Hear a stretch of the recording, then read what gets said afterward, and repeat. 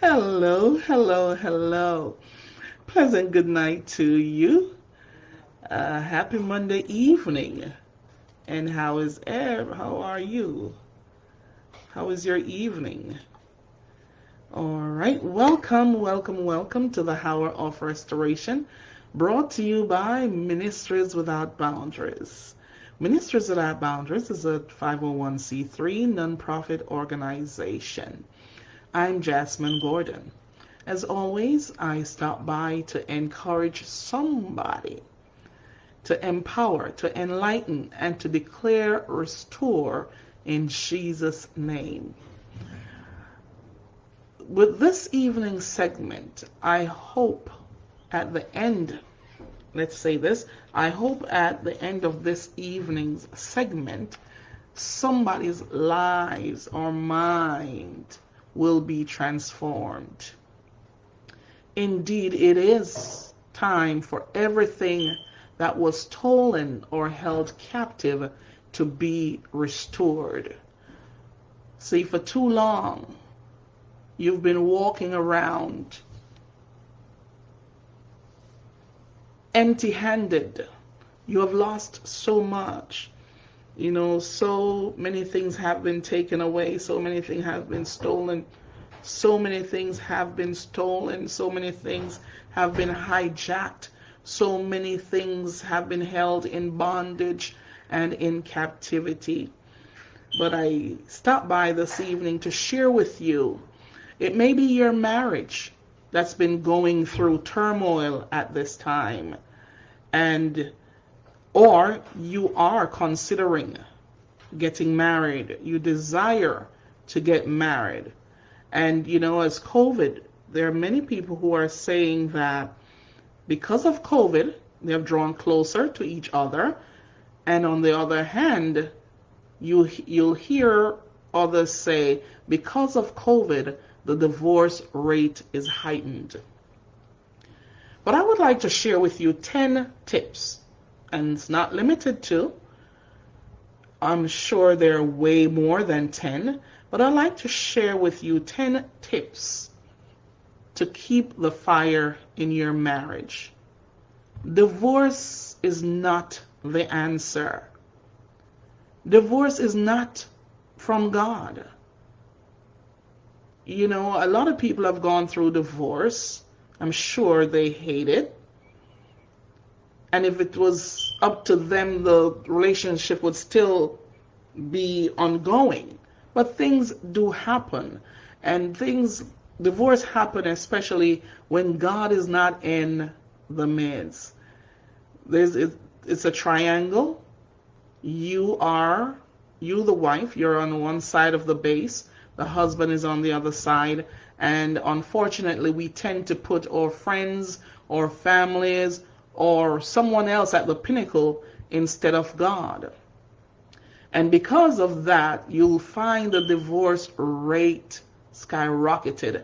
But I stopped by to tell someone this evening, maybe you're contemplating divorce. Maybe you've already signed the papers, but you don't have to go through with it. Can you look at your spouse the same way you looked at him or her when you just met? Can you still see each other with those eyes? Divorce will never be the answer unless you're being abused, whether it be emotionally, mentally, more so physically. I encourage you this evening to think twice. Think twice. And let me share with you quickly 10 tips. And like I said, it's not limited to 10, but just 10 to keep the fire burning in your marriage.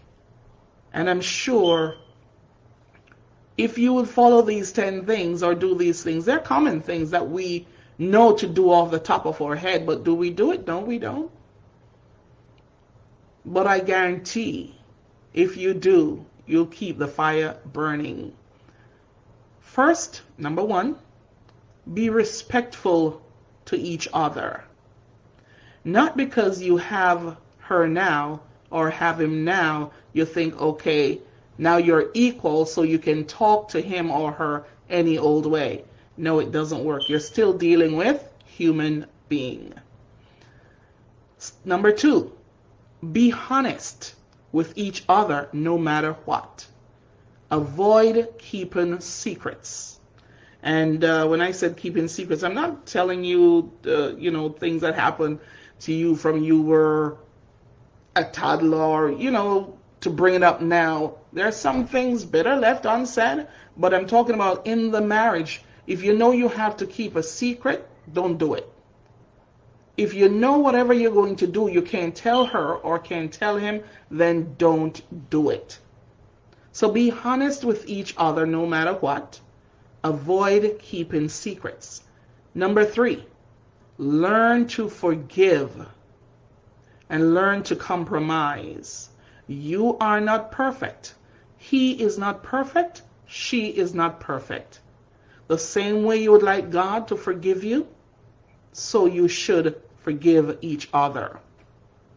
There are some things that he will do or she will do that you can overlook. You can compromise. Here's a big one. Be sure, make sure, find time, make the time to go on lunch and or dinner dates. Even though you're married, this is when you should be dating. This is when you should be looking at each other with freshness in the eyes. Still go on lunch and or dinner dates. Make time for each other. And I said make time because we're living in a chaotic world, so busy. Many of us are working 2, 3, 4 jobs and we're tired. So, and in addition to being tired, it's like you don't have enough hours in the day for yourself, for your children, or your significant other, your loved ones. So make the time and take the time, even an hour out of the day. Call on the phone. Honey, can you meet me at this restaurant? Or honey, can you meet me here for dinner? Still take time to go on lunch and or dinner dates. And the next thing you want to do is make time for each other. Not for your girlfriends or guy friends, not for the phone or social media or your job. Many times, one spouse or both will complain that I can't get to talk to him because he's always on the phone, he's always on social media, he's always watching TV, he's always with his guy friends. The husband may complain of the same thing. She's always on the phone, she's always gone, she's always doing this. But you have to make time for each other. When you get married, you're not saying, oh, I own him now, or I own her now, so I'm just going to put him or her down as a trophy and dust him or her off when he or she gets dusty. No. After marriage, that's when the work begins. At least once per month, you should do weekend getaways. At least take one weekend out of the month and get away, go somewhere. To whether a retreat or a hotel, or just take that weekend off. If you have young children, get your neighbor, your friends, your family, whomever it is that can watch the children, and both of you go spend some quality time with each other. You can also do spontaneous one-night hotel stay. Do one night spontaneous hotel stay.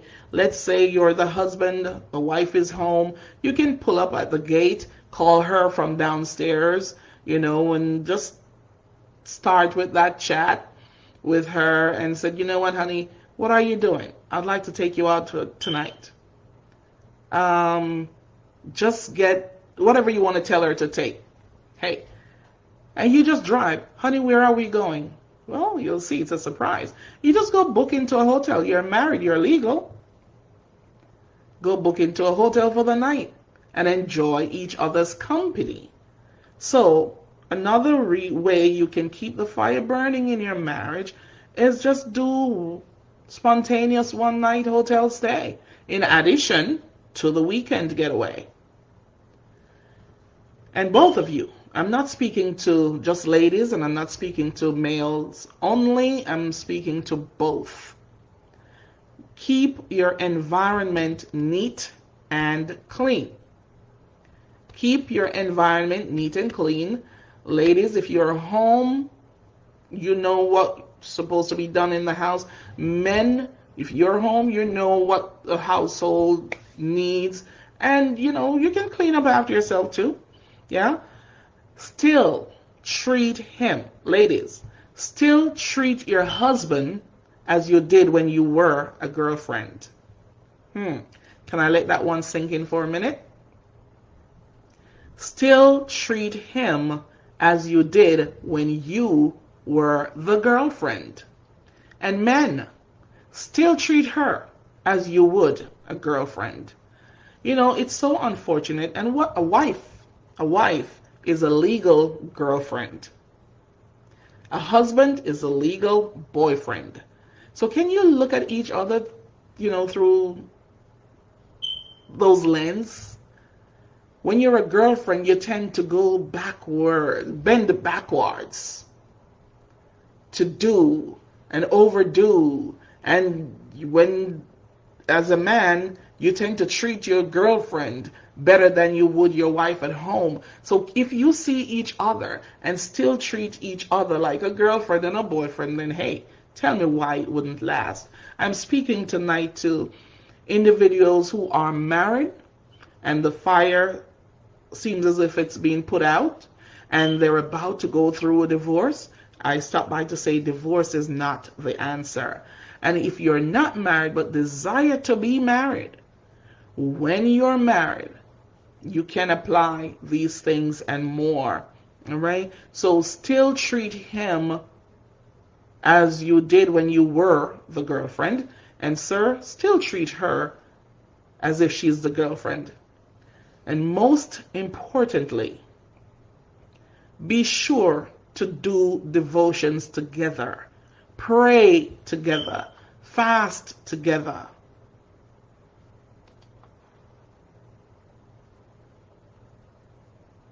What if you're married the wrong person? Someone asked.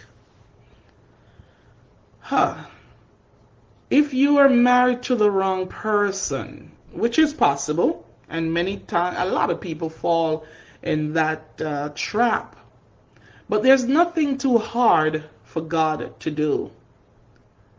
He can turn things around, and I'm sure if you are in the marriage and find out that's the wrong person, if you pause for a moment and be still, look back, reflect, you will hear that you were told, whether by God, the Holy Spirit, or someone, that that's not your wife, don't marry her, or that's not your husband, don't marry him.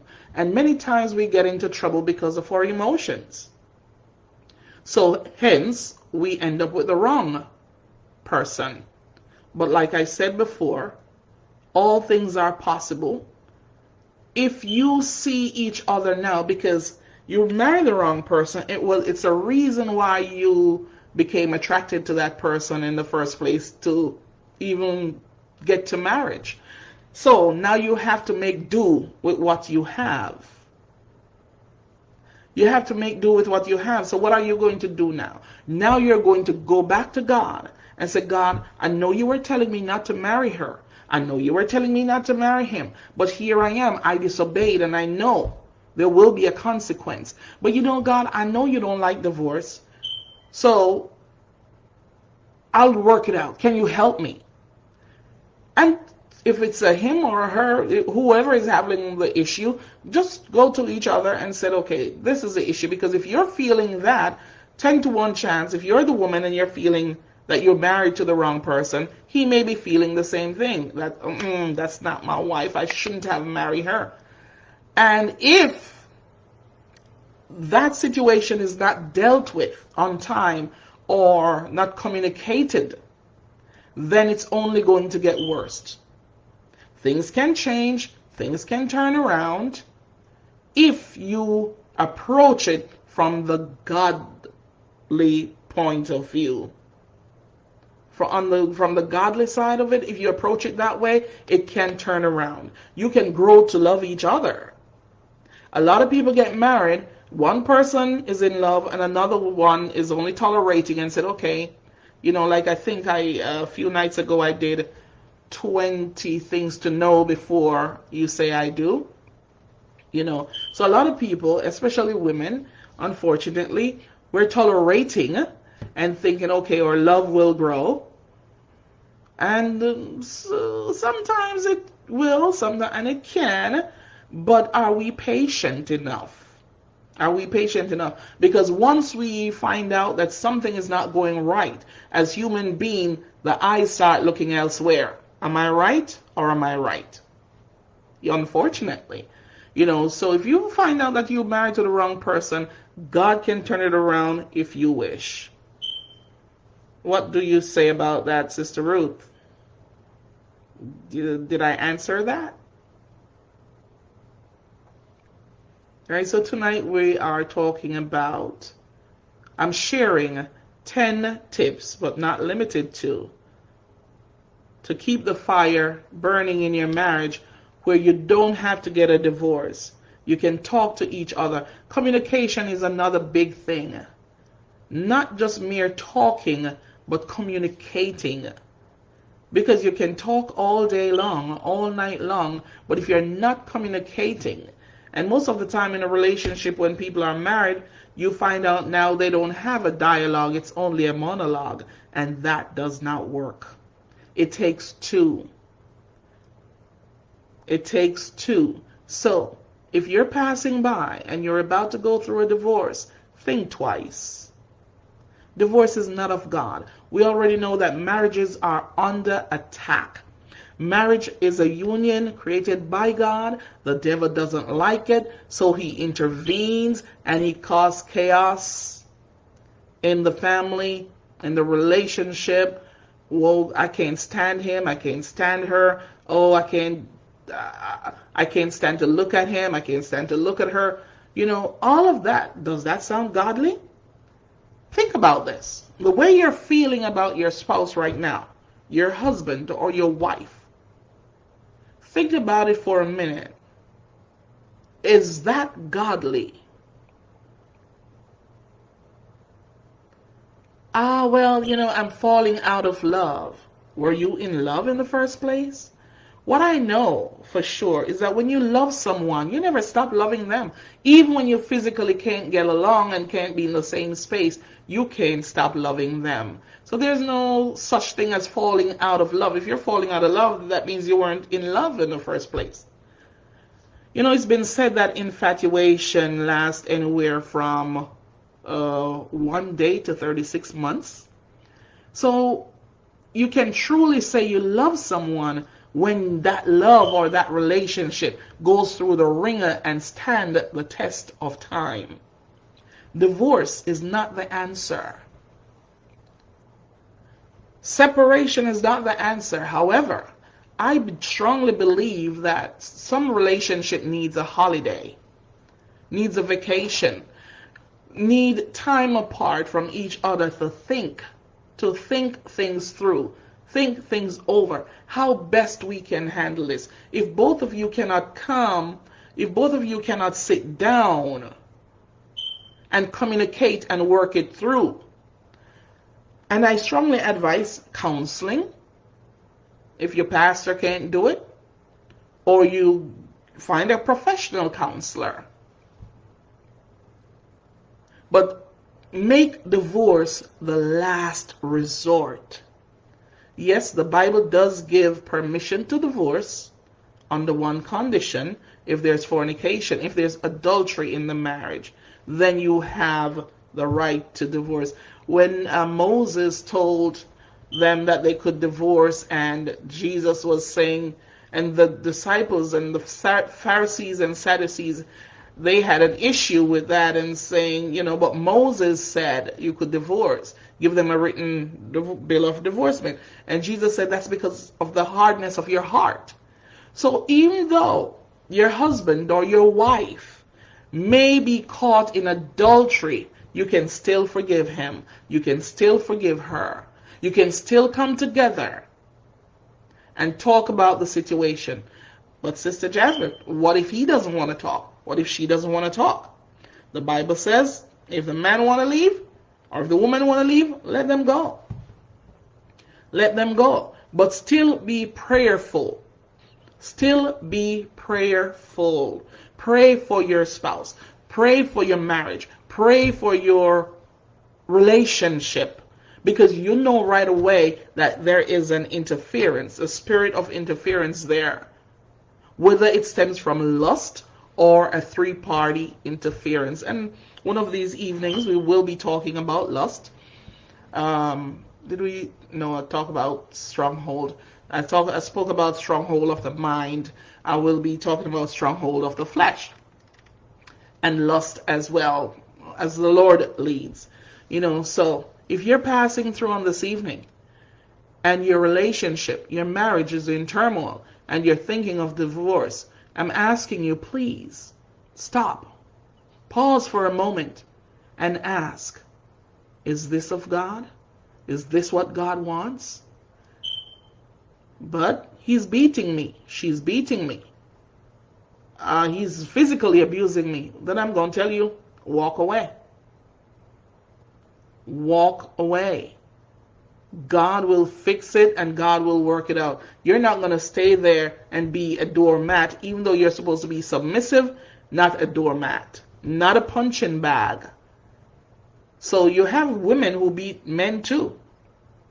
You have men who beat women. So in a relationship like that, I'm not going to tell you to stay. And I don't think God will tell you to stay. A lot of church people are still in marriages because of what people may say, what others may say. They're not even thinking about what God's going to say. They're not thinking about what God is going to say. They stay in that marriage and they stayed and they entertain the abuse. They embrace the abuse, mental abuse, physical abuse, emotional abuse, and then they put on that pretty smile for church on Sunday morning or Sabbath morning, whatever day you go to church.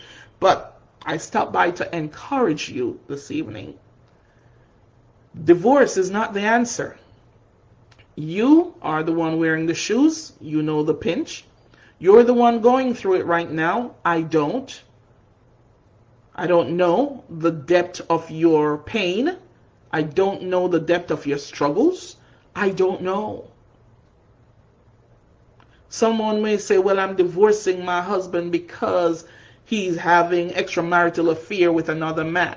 I'm divorcing my wife because she's having extramarital affair with another woman. What do I do? Some may say, well, I'm divorcing my husband because he's beating me. He's on drugs. He's this, he's that. Whatever your pain is, I may not know, but God does.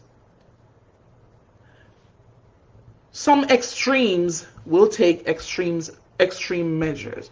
But the little simple things that people divorce about, those simple things that a wife and husband look at each other and said, you know what, I can't take this because you always leave your socks here. I can't take this because you never comb your hair. You don't do your nails anymore. You don't wear makeup. Those are simple, crazy things. Did you love him in the first place? Did you love her in the first place? So these are the areas that you can compromise about. If she's not dressing the way she used to, if she's not looking the way she used to, can you give her a reason to start dressing up again for you? And if he's not doing what he's supposed to do, can you give him a reason for him to start doing it again? He showed it to you then. Simple means he has it in him. She showed it to you then, simple means she has it in her. So can both of you come together and give each other a reason to live again? Can you both come together and give each other a reason to make the marriage work? Can you come together and give each other a reason to keep the fire burning in your marriage? Should I repeat the 10 reasons again? Why 10 reasons to keep the fire burning? I'll do it quickly. Number 1, be respectful to each other. Number 2, be honest with each other no matter what. Avoid keeping secrets. Learn to forgive and compromise. Be sure to go on lunch and or dinner dates. Make time for each other, not just your girlfriends or guy friends, the phone, social media, or your job. At least once per month, you should do weekends getaways.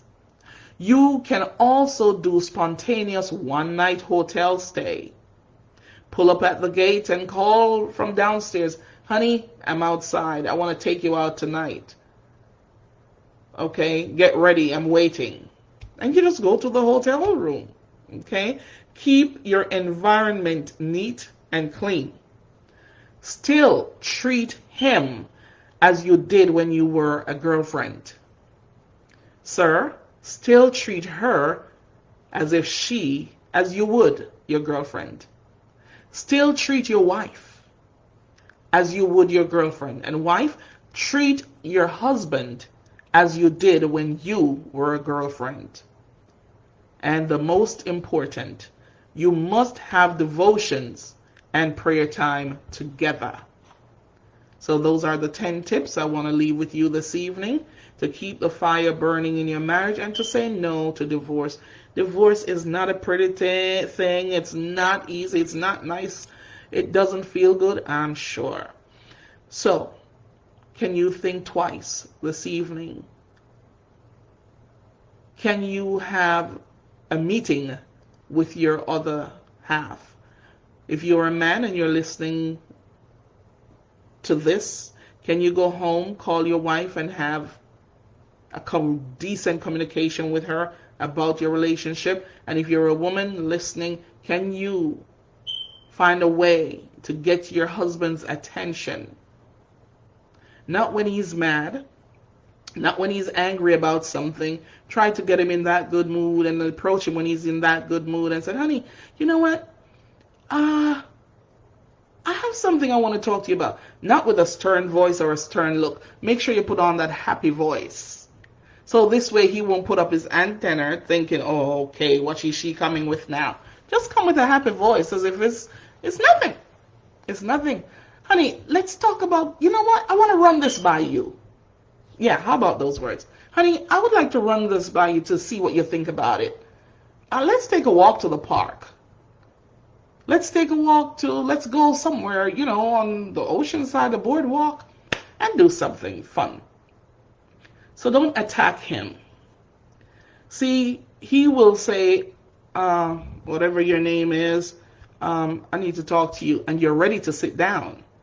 But if you go with that same tone and said, honey, or John, or Tom, I need to talk to you, right away he get defensive. He may not say it, but in his heart, he's already prepared for the worst. And think worse if you're a nagging wife, worse if you're one who's always yapping, so just make sure you put on that happy voice because it's nothing. You just want to work this out. You remember where you're coming from. You remember the nice things you used to do. You remember the nice things he used to do for you, the nice places you used to go, and all those things. So you want to have that again. So just said, honey, I need to run something by you, but I don't want to stay in the house. I need some fresh air. Let's go to the park or the boardwalk. You remember when we used to go to the boardwalk? You remember when we used to go to the park? Oh, maybe we could go get some ice cream. Maybe we could do this, could do that. And then you start talking, all right? And don't even talk as if you're commanding. Don't put on that commanding voice or that mama's voice or that wife voice. Put on the girlfriend voice, the girlfriend that doesn't want that man to leave. Yeah. So, again, a disclaimer. I'm not a relationship therapist. Just have some common sense and wisdom. I'm a woman. Hey. So, this is it for this evening. I do hope that someone who crosses path with these words tonight were encouraged, empowered, enlightened, and I do hope that your mind, your heart is being transformed, and you will go home and work on what you hear here. Right? Remember, yesterday is gone. It's in the tomb. Can't get it back. But tomorrow is not yet born. It's still in the womb. Today, it's life. Live it as if it's your last. And don't forget that God can do more for you in 5 minutes than you can do for yourself in a lifetime. All you have to do is make the choice, and God will make the changes. But it's your choice that will determine your destiny. It's your choice that will determine where you spend eternity.